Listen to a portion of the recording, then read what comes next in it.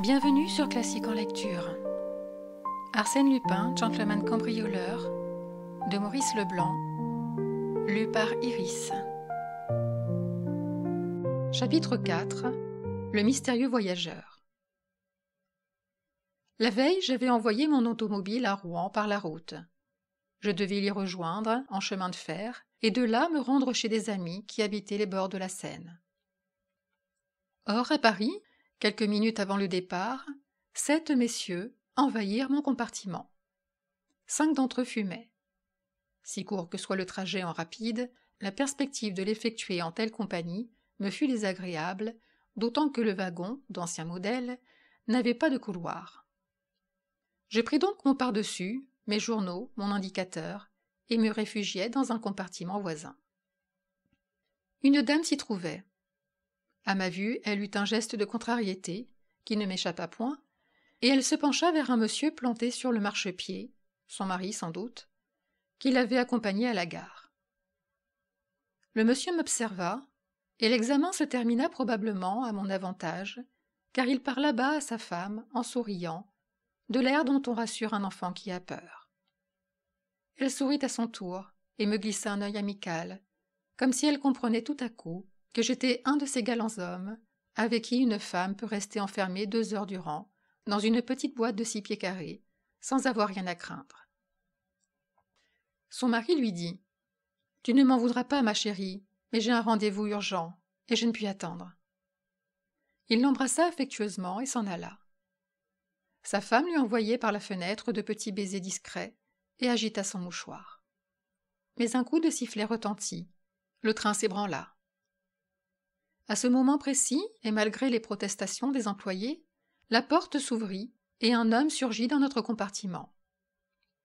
Ma compagne, qui était debout alors et rangeait ses affaires le long du filet, poussa un cri de terreur et tomba sur la banquette. Je ne suis pas poltron, loin de là, mais j'avoue que ces irruptions de la dernière heure sont toujours pénibles. Elles semblent équivoques, peu naturelles. Il doit y avoir quelque chose là-dessous, sans quoi...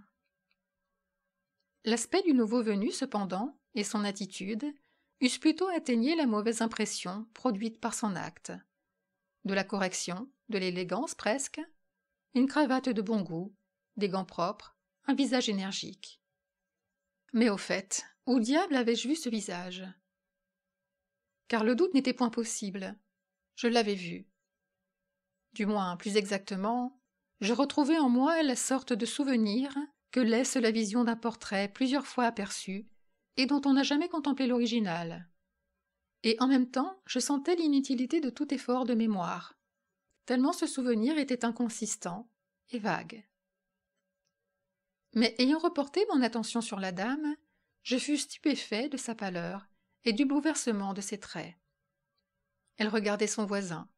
Ils étaient assis du même côté, avec une expression réelle d'effroi, et je constatais qu'une de ses mains, toute tremblante, se glissait vers un petit sac de voyage posé sur la banquette, à 20 centimètres de ses genoux. Elle finit par le saisir et nerveusement l'attira contre elle. Nos yeux se rencontrèrent, et je lus dans les siens tant de malaise et d'anxiété que je ne pus m'empêcher de lui dire : « Vous n'êtes pas souffrante, madame ? Dois-je ouvrir cette fenêtre ?» Sans me répondre, elle désigna d'un geste craintif l'individu. Je souris, comme avait fait son mari, haussai les épaules, et lui expliquai par signes qu'elle n'avait rien à redouter, que j'étais là, et d'ailleurs que ce monsieur semblait bien inoffensif. À cet instant, il se tourna vers nous, l'un après l'autre, nous considéra des pieds à la tête, puis se renfonça dans son coin et ne bougea plus. Il y eut un silence, mais la dame, comme si elle avait ramassé toute son énergie pour accomplir un acte désespéré, me dit d'une voix à peine intelligible : « Vous savez qui est dans notre train ? » ?»« Qui ? » ?»« Mais lui, je vous assure. » »« Qui, lui ? » ?»« Arsène Lupin. » Elle n'avait pas quitté des yeux le voyageur, et c'était à lui plutôt qu'à moi qu'elle lança les syllabes de ce nom inquiétant. Il baissa son chapeau sur son nez. Était-ce pour marquer son trouble, ou simplement se préparait-il à dormir ? Je fis cette objection. « Arsène Lupin a été condamné hier par contumace, à 20 ans de travaux forcés. Il est donc peu probable qu'il commette aujourd'hui l'imprudence de se montrer en public. En outre, les journaux n'ont-ils pas signalé sa présence en Turquie, cet hiver, depuis sa fameuse évasion de la santé ? Il se trouve dans ce train, répéta la dame, avec l'intention de plus en plus marquée d'être entendue de notre compagnon. Mon mari est sous-directeur des services pénitentiaires, et c'est le commissaire de la gare lui-même qui nous a dit qu'on cherchait Arsène Lupin. Ce n'est pas une raison. On l'a rencontré dans la salle des pas perdus. Il a pris un billet de première classe pour Rouen. Il était facile de mettre la main sur lui. Il a disparu. Le contrôleur à l'entrée des salles d'attente ne l'a pas vu, mais on supposait qu'il avait passé par les quais de banlieue et qu'il était monté dans l'express, qui part 10 minutes après nous. En ce cas, on l'aura pincé. Et si au dernier moment il a sauté de cet express pour venir ici, dans notre train, comme c'est probable, comme c'est certain? En ce cas, c'est ici qu'il sera pincé, car les employés et les agents n'auront pas manqué de voir ce passage d'un train dans l'autre, et lorsque nous arriverons à Rouen, on le cueillera bien proprement. Lui, jamais. Il trouvera le moyen de s'échapper encore. En ce cas, je lui souhaite bon voyage. Mais d'ici là, tout ce qu'il peut faire. Quoi? Est-ce que je sais? Il faut s'attendre à tout. Elle était très agitée, et de fait, la situation justifiait jusqu'à un certain point cette surexcitation nerveuse. Presque malgré moi, je lui dis « Il y a en effet des coïncidences curieuses, mais tranquillisez-vous. En admettant qu'Arsène Lupin soit dans un de ces wagons, il s'y tiendra bien sage, et plutôt que de s'attirer de nouveaux ennuis, il n'aura pas d'autre idée que d'éviter le péril qui le menace. » Mes paroles ne la rassurèrent point. Cependant, elle se tut, craignant sans doute d'être indiscrète. Moi, je dépliai les journaux et lus les comptes rendus du procès d'Arsène Lupin. Comme ils ne contenaient rien que l'on connût déjà, ils ne m'intéressèrent que médiocrement. En outre, j'étais fatiguée, j'avais mal dormi, je sentis mes paupières s'alourdir et ma tête s'incliner. « Mais monsieur, vous n'allez pas dormir ?»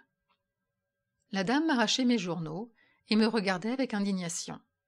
« Évidemment non, répondis-je. Je n'en ai aucune envie. »« Ce serait de la dernière imprudence, me dit-elle. »« De la dernière, répétai-je. » Et je luttais énergiquement, m'accrochant au paysage, aux nuées qui rayaient le ciel.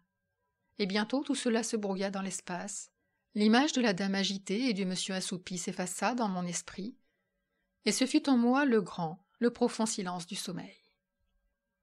Des rêves insistants et légers bientôt l'agrémentèrent.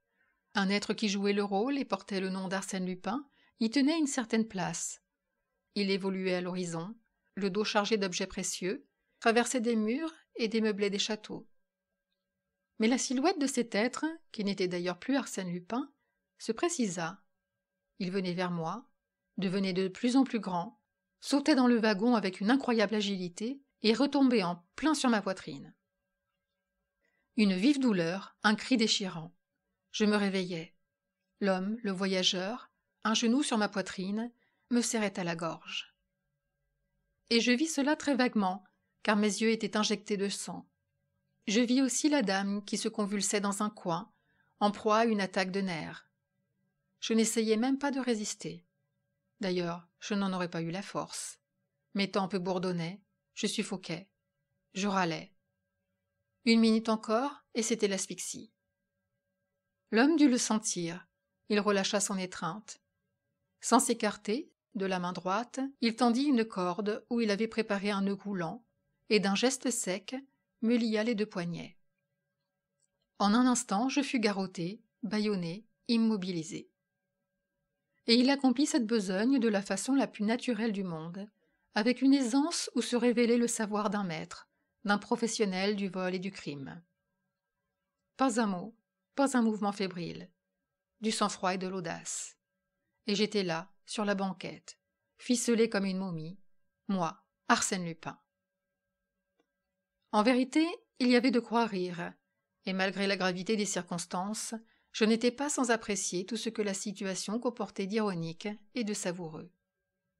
Arsène Lupin roulait comme un novice, dévalisé comme le premier venu, car bien entendu, le bandit m'allégea de ma bourse et de mon portefeuille. Arsène Lupin victime à son tour, dupé, vaincu. Quelle aventure! Restait la dame. Il n'y prêta même pas attention. Il se contenta de ramasser la petite sacoche qui gisait sur le tapis et d'en extraire les bijoux, porte-monnaie, bibelots d'or et d'argent qu'elle contenait. La dame ouvrit un œil, tressaillit d'épouvante, ôta ses bagues et les tendit à l'homme, comme si elle avait voulu lui épargner tout effort inutile. Il prit les bagues et la regarda. Elle s'évanouit. Alors, toujours silencieux et tranquille, sans plus s'occuper de nous, il regagna sa place, alluma une cigarette et se livra à un examen approfondi des trésors qu'il avait conquis, examen qui parut le satisfaire entièrement. J'étais beaucoup moins satisfait. Je ne parle pas des 12 000 francs dont on m'avait indûment dépouillé, c'était un dommage que je n'acceptais que momentanément, et je comptais bien que ces 12 000 francs rentreraient en ma possession dans les plus brefs délais, ainsi que les papiers fort importants que renfermait mon portefeuille. Projets, devis, adresses, liste de correspondants, lettres compromettantes. Mais pour le moment, un souci plus immédiat et plus sérieux me tracassait. Qu'allait-il se produire? Comme bien l'on pense, l'agitation causée par mon passage à travers la gare Saint-Lazare ne m'avait pas trompé. Invité chez des amis que je fréquentais sous le nom de Guillaume Berlat, et pour qui ma ressemblance avec Arsène Lupin était un sujet de plaisanterie affectueuse, je n'avais pu me grimer à ma guise, et ma présence avait été signalée. En outre, on avait vu un homme se précipiter de l'express dans le rapide. Qui était cet homme, sinon Arsène Lupin? Donc inévitablement, fatalement, le commissaire de police de Rouen, prévenu par télégramme et assisté d'un nombre respectable d'agents, se trouvait à l'arrivée du train, interrogeait les voyageurs suspects et procéderait à une revue minutieuse des wagons. Tout cela je le prévoyais, et je n'en étais pas trop ému, certain que la police de Rouen ne serait pas plus perspicace que celle de Paris, et que je saurais bien passer inaperçu. Ne me suffirait-il pas à la sortie de montrer négligemment ma carte de député, grâce à laquelle j'avais déjà inspiré toute confiance au contrôleur de Saint-Lazare? Mais combien les choses avaient changé! Je n'étais plus libre. Impossible de tenter un de mes coups habituels. Dans un des wagons, le commissaire découvrirait le sieur Arsène Lupin, qu'un hasard propice lui envoyait pieds et poings liés, docile comme un agneau, empaqueté, tout préparé. Il n'aurait qu'à en prendre livraison, comme on reçoit un colis postal qui vous est adressé en gare, bourriche de gibier ou panier de fruits et légumes. Et pour éviter ce fameux dénouement, que pouvais-je entortiller dans mes bandelettes? Et le rapide filait vers Rouen, unique et prochaine station, Brûlé-Vernon, Saint-Pierre. Un autre problème m'intriguait, où j'étais moins directement intéressée, mais dont la solution éveillait ma curiosité de professionnel. Quelles étaient les intentions de mon compagnon? J'aurais été seule qu'il eût le temps, à Rouen, de descendre en toute tranquillité. Mais la dame, à peine la portière serait-elle ouverte, la dame si sage et si humble en ce moment, crierait, se démènerait, appellerait au secours. Et de là mon étonnement. Pourquoi ne la réduisait-il pas à la même impuissance que moi, ce qui lui aurait donné le loisir de disparaître avant qu'on se fût aperçu de son double méfait? Il fumait toujours, les yeux fixés sur l'espace qu'une pluie hésitante commençait à rayer de grandes lignes obliques. Une fois cependant, il se détourna, saisit mon indicateur et le consulta. La dame, elle, s'efforçait de rester évanouie pour assurer son ennemi, mais des quintes de toux provoquées par la fumée démentaient cet évanouissement. Quant à moi, j'étais fort mal à l'aise et très courbaturée, et je songeais, je combinais. Pont de l'Arche, Oiselle, le rapide se hâtait, joyeux, ivre de vitesse. Saint-Étienne. À cet instant, l'homme se leva, fit 2 pas vers nous, ce à quoi la dame s'empressa de répondre par un nouveau cri et par un évanouissement non simulé. Mais quel était son but à lui? Il baissa la glace de notre côté. La pluie maintenant tombait avec rage, et son geste marqua l'ennui qu'il éprouvait à n'avoir ni parapluie ni par-dessus. Il jeta les yeux sur le filet. L'en-cas de la dame s'y trouvait. Il le prit. Il prit également mon par-dessus et s'en vêtit. On traversait la Seine. Il retroussa le bas de son pantalon, puis, se penchant, il souleva le loquet extérieur. Allait-il se jeter sur la voie? À cette vitesse, c'eût été la mort certaine. On s'engouffra dans le tunnel percé sous la côte Sainte-Catherine. L'homme entrouvrit la portière et, du pied, tâta la première marche. Quelle folie! Les ténèbres, la fumée, le vacarme, tout cela donnait à une telle tentative une apparence fantastique. Mais tout à coup, le train ralentit. Les Westinghouse s'opposèrent à l'effort des roues. En 1 minute, l'allure devint normale, diminua encore. Sans aucun doute, les travaux de consolidation étaient projetés dans cette partie du tunnel qui nécessitait le passage ralenti des trains, depuis quelques jours peut-être, et l'homme le savait. Il n'eut donc qu'à poser l'autre pied sur la marche, à descendre sur la seconde, et à s'en aller paisiblement, non sans avoir au préalable rabattu le loquet et refermé la portière. À peine avait-il disparu que du jour éclaira la fumée plus blanche. On déboucha dans une vallée. Encore un tunnel, et nous étions à Rouen. Aussitôt la dame retrouva ses esprits, et son premier soin fut de se lamenter sur la perte de ses bijoux.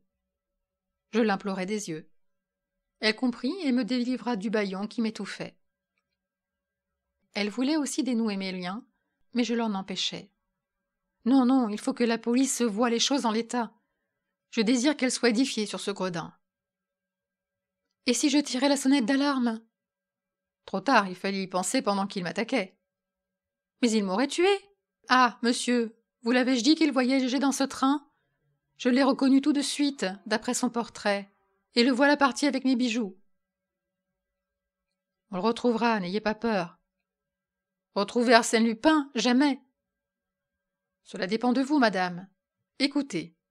Dès l'arrivée, soyez à la portière et appelez. Faites du bruit. Des agents et des employés viendront. Racontez alors ce que vous avez vu, en quelques mots l'agression dont j'ai été victime et la fuite d'Arsène Lupin.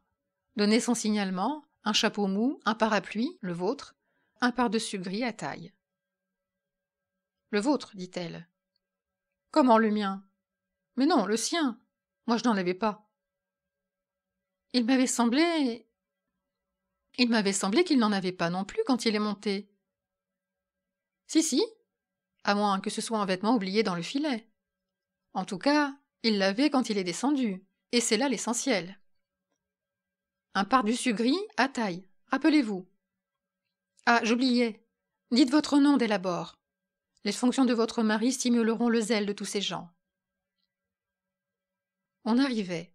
Elle se penchait déjà à la portière.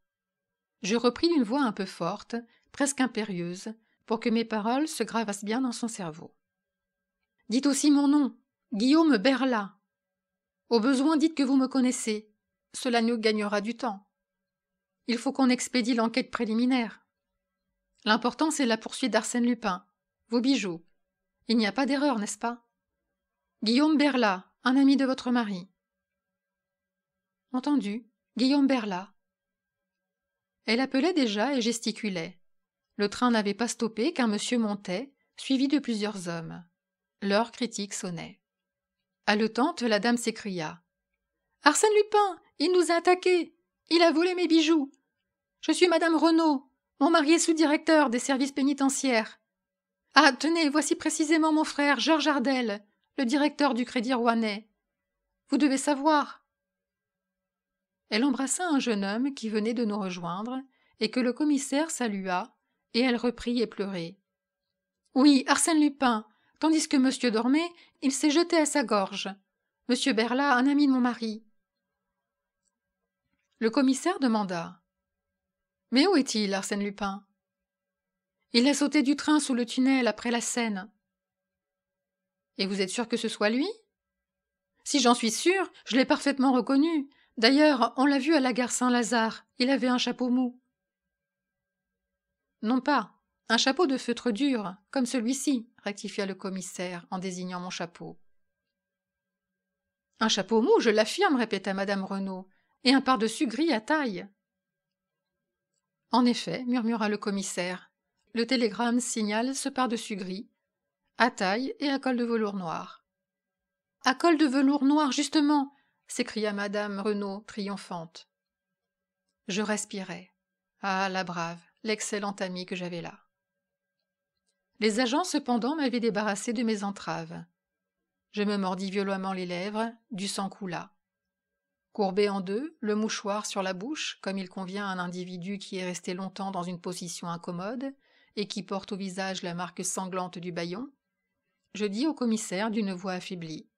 « Monsieur, c'était Arsène Lupin, il n'y a pas de doute. En faisant diligence, on le rattrapera.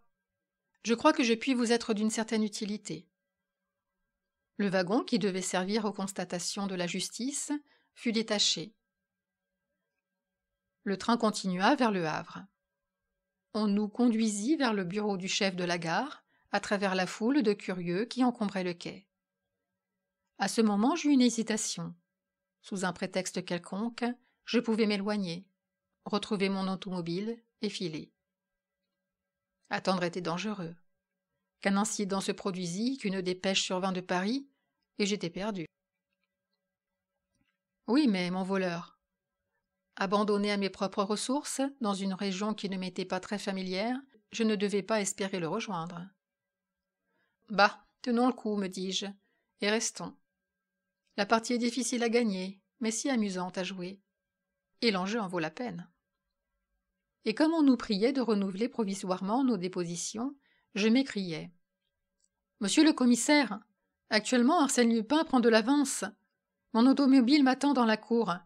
Si vous voulez me faire le plaisir d'y monter, nous essaierons... » Le commissaire sourit d'un air fin. « L'idée n'est pas mauvaise. Si peu mauvaise même qu'elle est en voie d'exécution. » « Ah ! Oui, monsieur. Deux de mes agents sont partis à bicyclette, depuis un certain temps déjà. » « Mais où ? » ?»« À la sortie même du tunnel, là où ils recueilleront les indices, les témoignages et suivront la piste d'Arsène Lupin. » Je ne puis m'empêcher de hausser les épaules. Deux de vos agents ne recueilleront ni indices ni témoignages. Vraiment ? Arsène Lupin se sera arrangé pour que personne ne le voie sortir du tunnel. Il aura rejoint la première route et de là à Rouen, où nous le pincerons. Il n'ira pas à Rouen.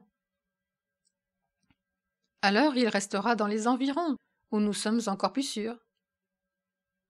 Il ne restera pas dans les environs. Oh oh ! Et où donc se cachera-t-il ?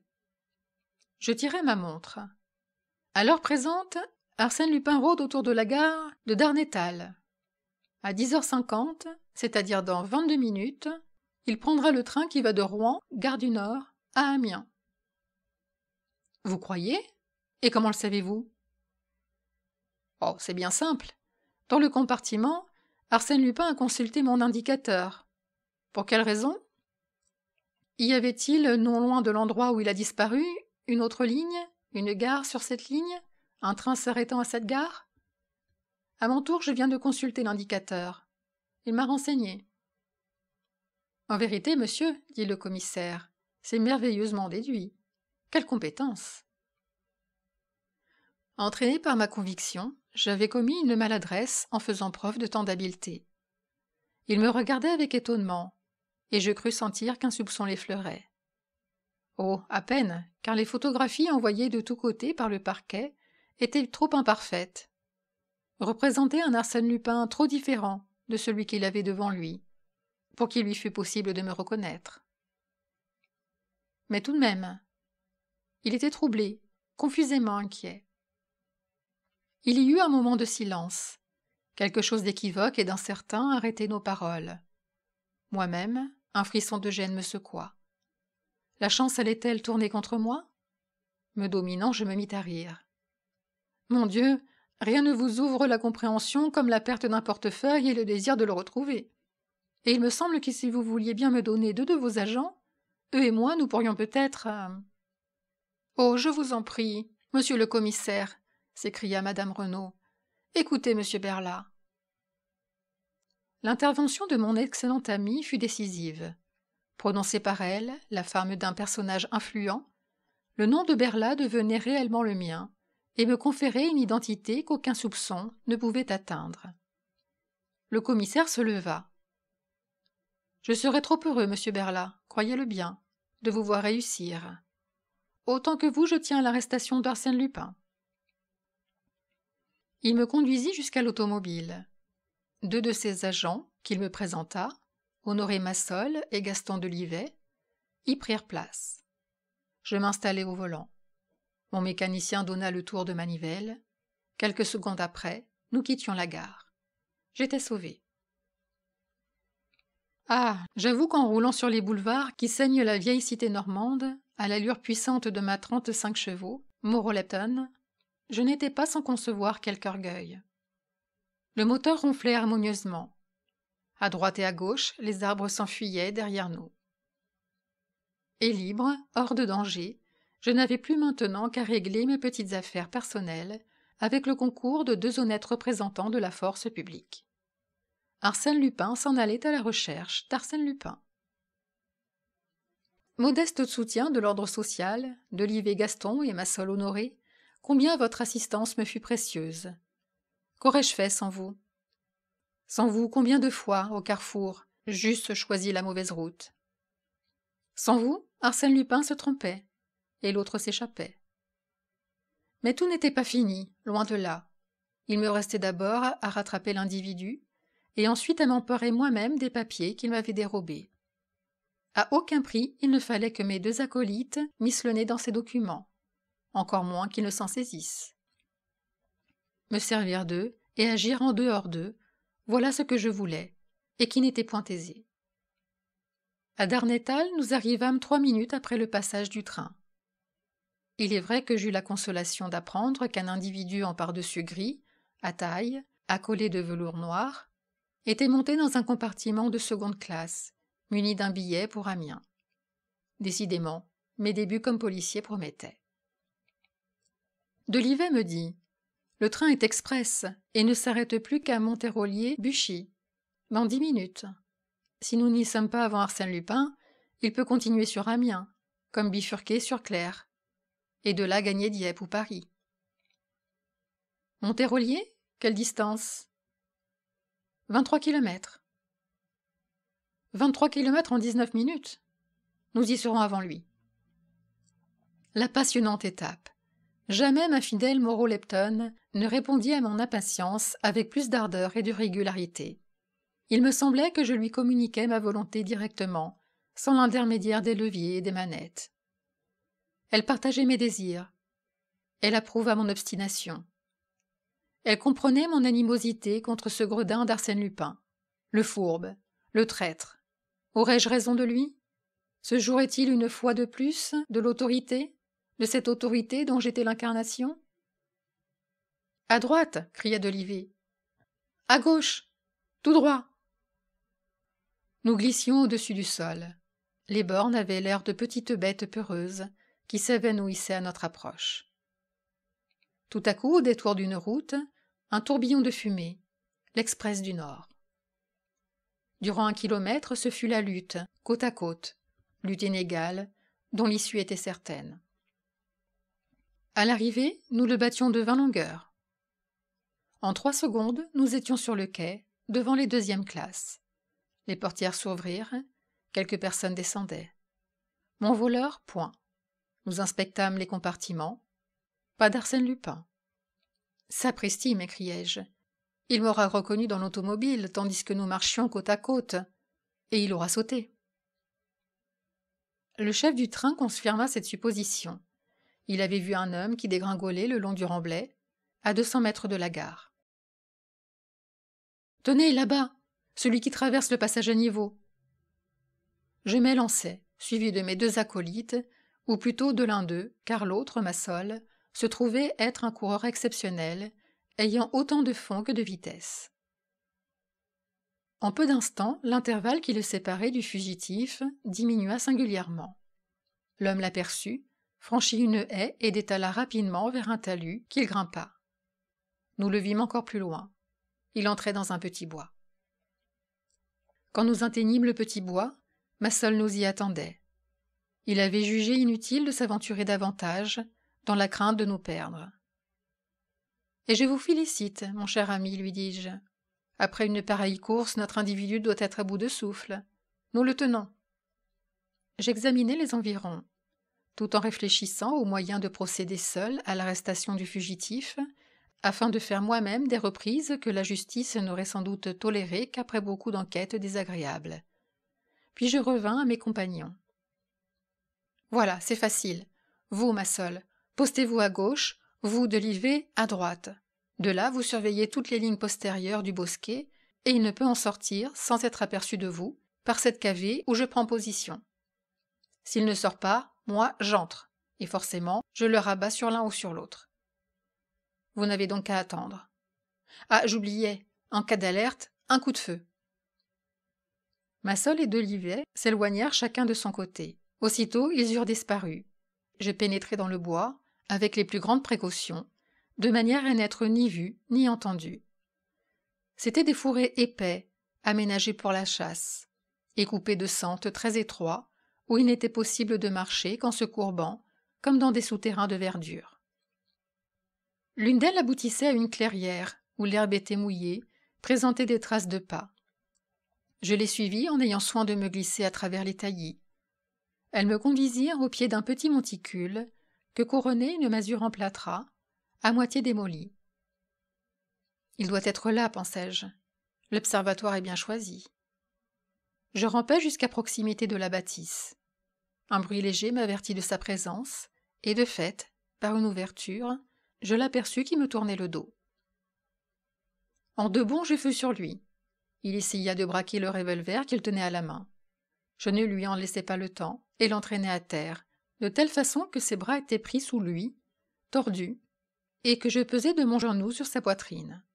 « Écoute, mon petit, lui dis-je à l'oreille. Je suis Arsène Lupin. Tu vas me rendre tout de suite de bonne grâce mon portefeuille et la sacoche de la dame. Moyennant quoi, je te tire des griffes de la police, et je t'enrôle parmi mes amis. Un mot seulement. Oui ou non ? » « Oui, murmura-t-il. »« Tant mieux. Ton affaire ce matin était joliment combinée. On s'entendra. » Je me relevai. Il fouilla dans ses poches, en sortit un large couteau et voulut m'en frapper. « Imbécile !» m'écriai-je. D'une main, j'avais paré l'attaque. De l'autre, je lui portai un violent coup sur l'artère carotide, ce qui s'appelle le hook à la carotide. Il tomba assommé. Dans mon portefeuille, je retrouvai mes papiers et mes billets de banque. Par curiosité, je pris le sien. Sur une enveloppe, qui lui était adressée, je lus son nom. Pierre Onfray. Je tressaillis. Pierre Onfray, l'assassin de la rue Fontaine. À Auteuil. Pierre Onfray, celui qui avait égorgé Madame Delbois et ses deux filles. Je me penchai sur lui. Oui, c'était ce visage qui, dans le compartiment, avait éveillé en moi le souvenir de traits déjà contemplés. Mais le temps passait. Je mis dans une enveloppe 2 billets de 100 francs, une carte et ces mots. Arsène Lupin à ses bons collègues Honoré Massol et Gaston Delivet, en témoignage de reconnaissance. Je posai cela en évidence au milieu de la pièce. À côté, la sacoche de Madame Renaud. Pouvais-je ne point la rendre à l'excellent ami qui m'avait secouru ? Je confesse cependant que j'en retirai tout ce qui présentait un intérêt quelconque, ne laissant qu'un peigne en écaille et un porte-monnaie vide. Que diable, les affaires sont les affaires. Et puis, vraiment, son mari exerçait un métier si peu honorable. Restait l'homme. Il commençait à remuer. Que devais-je faire ? Je n'avais qualité ni pour le sauver, ni pour le condamner. Je lui enlevai ses armes et tirai en l'air d'un coup de revolver. Les 2 autres vont venir, pensai-je. Qu'il se débrouille. Les choses s'accomplira dans le sens de son destin. Et je m'éloignai au pas de course, par le chemin de la cavée. 20 minutes plus tard, une route de traverse, que j'avais remarquée lors de notre poursuite, me ramenait près de mon automobile. À 4 heures, je télégraphiai à mes amis de Rouen qu'un incident imprévu me contraignait à remettre ma visite.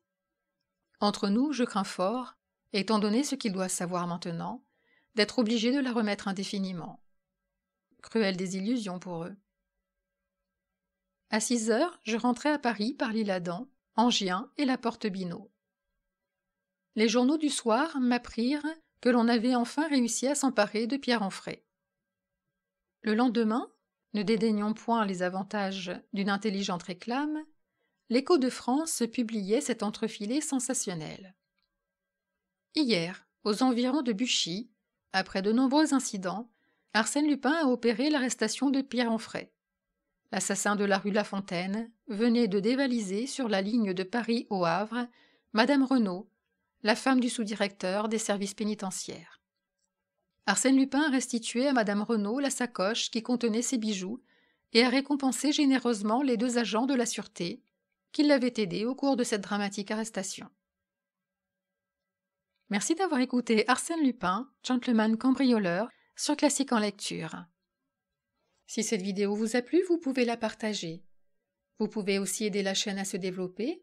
Pour cela, n'hésitez pas à liker, commenter, vous abonner et activer la cloche des notifications pour être prévenu lorsque je sors une nouvelle vidéo de lecture. À très vite sur Classique en lecture.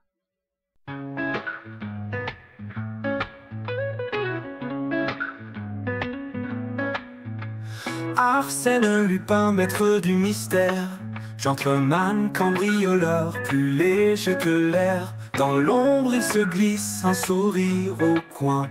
Le monde est son jeu, il n'a peur de rien. Sous la lune argentée, il trace sa route, avec une grâce sans aucun doute. Les coffres-forts s'ouvrent sous ses doigts, un clin d'œil suffit, et les trésors sont à lui.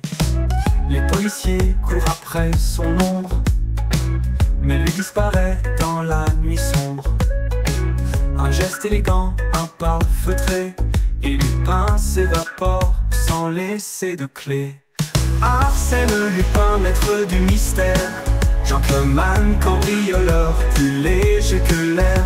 Dans l'ombre il se glisse, un sourire au coin.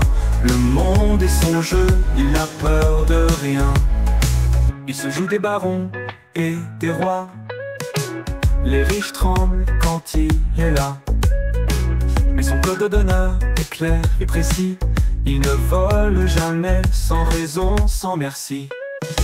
L'amour des défis, des énigmes subtiles, c'est sa passion qui le rend indocile. Les bijoux, les toiles et les pierres fines, pour Arsène Lupin, de l'adrénaline.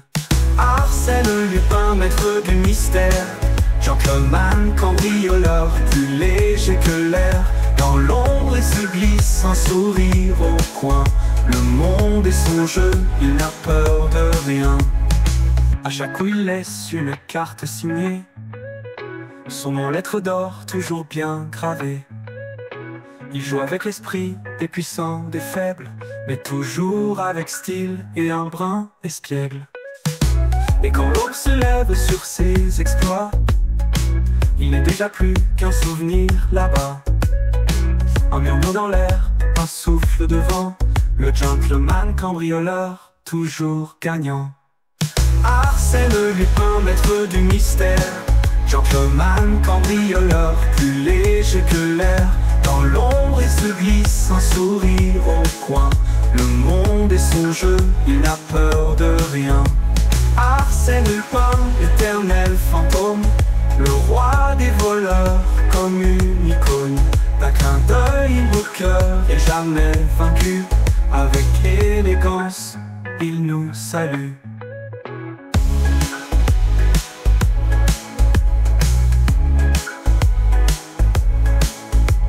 L'amour est son jeu, il n'a peur de rien. Amour des défis, les énigmes subtiles, c'est sa passion qui le rend indocile. Les bijoux, les toiles et les pierres fines, pour Arsène Lupin, de l'adrénaline. Amour des défis, des énigmes subtiles, c'est sa passion qui le rend indocile. Les bijoux, les toiles et les pierres fines, pour Arsène Lupin, de l'adrénaline.